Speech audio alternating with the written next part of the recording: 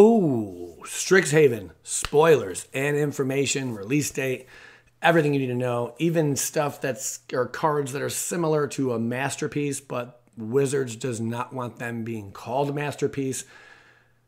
Kind of more like the expeditions we saw back in Zendikar Rising. Let's get up into this though. How's everyone doing? I'm feeling fantastic. We are going to go over Strixhaven, spoilers and info, starting with the packaging. We'll start with the packaging really quick. Just spend like 10-20 seconds on this.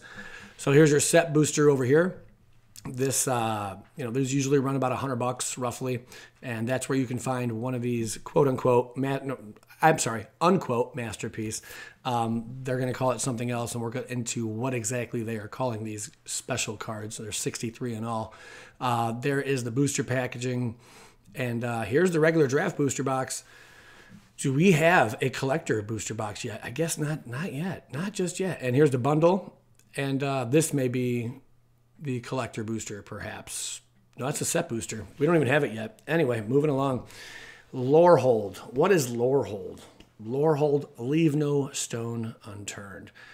Instead of like guilds, basically Wizards, to go like with the Harry Potter kind of theme, these are schools, kind of like a college or something like that, where a wizard can learn up a whole bunch of special abilities, and focus more on his talents of being a very creative, special kind of wizard. Okay? I think more or less that's kind of what they're getting at. So the first one is Lorehold, basically Boris, colors red and white. Lorehold Command. So commands are back. Forgive my voice. It's been like destroyed for 2 weeks now. But commands are back. This is really cool. Choose two. I haven't read any of these yet. So this is going to be new to me, as new as it is to you. Okay. Choose two. This is a 5-drop though. Create a 3/2 red and white spirit creature token. This is instant speed. Creatures you control get +1/+0 and gain indestructible and haste until end of turn. Lorehold Command deals 3 damage to any target. Target player gains 3 life. Sacrifice a permanent, then draw 2 cards. Wow.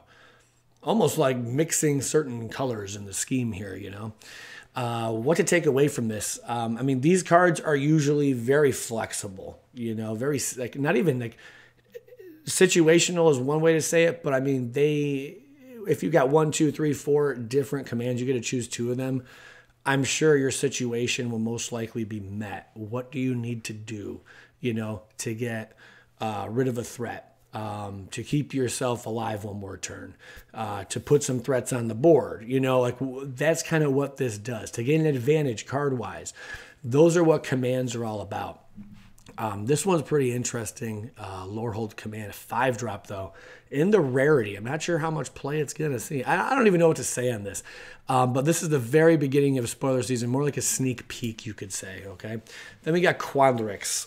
Math is magic. Simic knows all about math because, man, they love stacking counters. They love card draw. They love going wide. They love going tall. They love going tricky little stuff. Sure. So this is Quandrix Command 3-drop. I like that I'm reading these right now with you guys for the first time. Choose 2. Return target creature or planeswalker to its owner's hand. That's not bad. There's stuff that's like, like a 2-drop for that. Some 1-drop, Another one, counter target artifact or enchantment spell. Okay, a little flex there, okay. And then the third one, put 2 +1/+1 counters on target creature. The fourth option, target player shuffles up to 3 target cards from their graveyard into their library. And it's only a 3-drop. Quandrix Command. Not sure what to... these are cool. I like commands. I think they're pretty neat. I'm not going to get overhyped and crazy. The very first one reminds me of like a Boris Charm, but like more options and just kind of all over the place and more expensive too. This one, not sure what it reminds me of. Just basically Simic. you know, and Simic dominance, basically. But having target players shuffle, you know, 3 target cards from their graveyard into their library, that's cool because some decks rely on their strength to come from their graveyard. If you can throw their cards from their graveyard back into their library, they can lose some of their power there, especially if they're relying to, you know, to exile them or use like the escape with Kroxa and whatnot. You know, this can not exactly shut them down, but definitely stall them, to say the least. So that is pretty neat. Quandrix, math is magic. Okay, let's move on to the next one. Then we have ourselves Prismari Command, 3-drop. Prismari, the school of Prismaris. Express yourself with the elements. That's what this one's all about. It's a 3-drop, red and blue and Izzet colors. Instant, choose 2. Prismari Command deals 2 damage to any target. We got a shock on our hands. Okay, cool. Target player draws 2 cards, then discards 2 cards. We are doing things Izzet does. That's what we're doing from what I'm reading so far. The third option, target player creates a treasure token. Target player, you can make that be yourself. Maybe your opponent having artifacts or something, you know, or tokens or whatever the case may be, is a punishment of some sort. I don't know why you'd want to give your opponent a treasure token, but I'm sure there are circumstances or situations where you might want to do that. Destroy target artifact. That's not bad. Deal 2 damage to any target. So let's say we use the first one, and then we also get the advantage of destroying one of their artifacts. That's pretty cool. I think it'd be really fun if we just use the bottom 2. Target player creates a treasure token. We give it to our opponent. Aren't those usually artifacts? And then we use the 4th option, and then we just destroy it. And we're sitting there like, I like wasting time. What can I say? Okay, interesting card. These I like commands. Commands have not been around for what? Since the, oh man, probably 4 years. Man, time flies. 5 years. Eldritch Moon, I think we last saw commands. That block, at least, I think was the last time we saw commands. At least powerful commands, maybe. Maybe we've seen some commands a little more recently. Maybe I'm missing something. I don't know. So here's another school. This is Sliverquill. Sliverquill. Go figure, huh? Sliverquill Command. Are we going to see slivers? No! Stop asking, because Joey gets excited about that. Sharp style, sharper wit. Sliverquill Command. 4-drop in Orzhov. White, black colors. Sorcery, it's a rare. Choose 2. Target creature gets +3/+3 and gains flying until end of turn. Second one, return target creature card with mana value. They're wording this differently. With mana value 2 or less from your graveyard to the battlefield. Mana value, would that affect X? Because X would be less. I mean, even a 0, you know, like an Ornithopter, that would hit this. Return target creature card with mana value 2 or less. 0 is a value, I think. Perhaps, yeah. Target player draws a card and loses 1 life. This is a 4-drop, by the way. I can't even say 4-drop because a drop usually means it's dropping onto the battlefield. This is instants and sorceries. A lot of crazy powerful instants and sorceries, I imagine, are coming out of this set. So target player draws a card and loses 1 life. Target opponent sacrifices a creature. All right, so that's pretty flex. I like the first one. That's pretty. I mean, if you look at this, there's so many options in these commands. You know, I mean, basically, we're all wizards when we play this game. You know, we're all our little like own wizard. We're battling another wizard or another player. You know, and we're summoning these we're casting spells and sorceries and destruction and you know, summoning creatures. You know, that's how you got to look at Magic. You know, you are your own wizard in this game. You know, and there's so many options on these cards. And you get to choose 2 each time, which is pretty cool. And again, what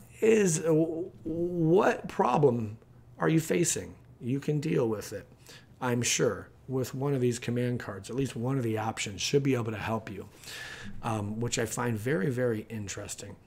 Then we have ourselves a Witherbloom. Witherbloom commands a 2-drop. That's right. Golgari, black-green. Get your hands dirty, they like to say, okay? So for 2, it's a sorcery. Choose 2. Target player mills 3 cards. Then you return a land card from your graveyard to your hand. That's not bad at all right there. I mean, you mill yourself, you get a land on top, bada bang, okay. Destroy target non-creature, non-land permanent with mana value. Notice they're not putting mana cost. Why? With mana value. Maybe value is different than cost, I would assume. With let's switch the words. With mana cost 2 or less. Non-land permanent with converted mana cost 2 or less. I'm not sure how that makes a difference with the verbiage there. Anybody wants to help me with that, by all means, please. Is there a difference, or are we just entering a new time in Magic? Target creature gets -3, -1 until end of turn. Okay. Target opponent loses 2 life, and you gain 2 life. Very cool. There is a little bit, it seems like every single one of these has some kind of like card draw. There's some kind of card draw, or there's some kind of pump, or there's some kind of nerf, and we are seeing this whole new mana value thing. My mind is blown right now. There's also some life gain in this, some life drain in these. Very, very curious to see where all this goes, and I wonder if we're going to get mythic commands is my other question. Now we're on to some other stuff. This is the mystical archive. They don't want these to be being confused with masterpieces. They made it very clear in the stream. So here's Demonic Tutor getting the reprint. All these cards will be reprints. All these cards will be instants and or sorceries. You are not going to see anything else. There are 63 cards from across time in Magic the Gathering.